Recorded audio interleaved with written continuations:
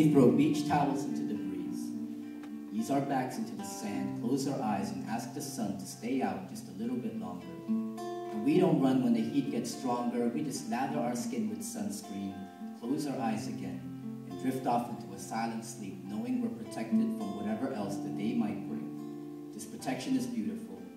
She asks me if she's beautiful every Friday night. Standing at the foot of the stairs, she asks me if she looks all right, and if only she could see what I see through my eyes. How the flowers turn their face to her stride. How the rainbow first smiles enough to overcast the skies. I tell her she's beautiful, and I mean it. Because she's been flipping through magazines again, so it's gonna be hard for her to see it, but I see it. I know it. The same way I know the metal still shines behind the rust, I know her beauty lingers. Like the band of skin still holding her natural skin tone behind the diamond ring on her finger, I know her beauty lingers. Behind stilettos and name brand clothes, salon haircuts and makeup, I ask her, do you know why they call it makeup?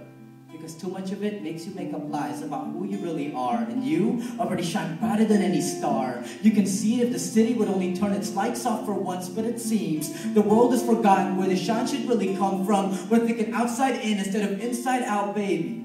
That was some of that lipstick off your mouth that makes my cheeks feel greasy. Some days, she doesn't believe me.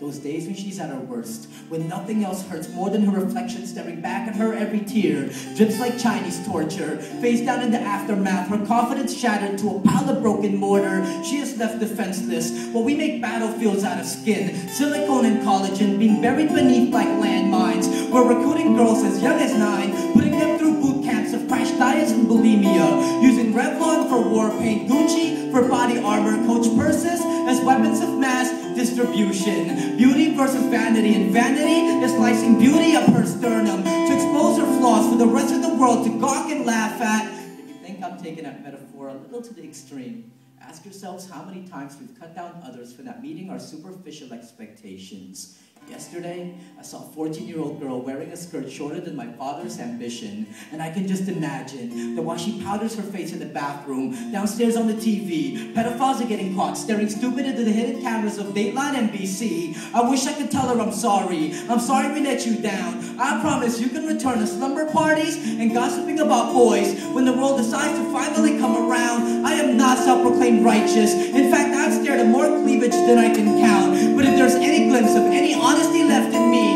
then let this poem be the way that honesty should sound. You're beautiful, and I repeat it until it saves you, until you learn you can spend an entire lifetime in a bathroom, but it will never compare to how perfect you already are, exactly the way God made you. So let the flowers turn their face to your radiance, let your heartbeat pulsate to your skin, marvel at your magnificence in the mirror, spin then do it again. Beauty is nothing more than confidence, and vanity is nothing more than shackles and love. Love will never equal a man whose knees are scraped with carpet burns from trying to run out your door with his pants around his ankles. Wear your smile like a sundress, wear your mystique like sunscreen, to protect yourself from being burned by the sheer ugliness of beauty magazines, because the sun is shining, and the sunscreen will help you see that the protection will always be beautiful, just as you will always be beautiful. You will always be beautiful.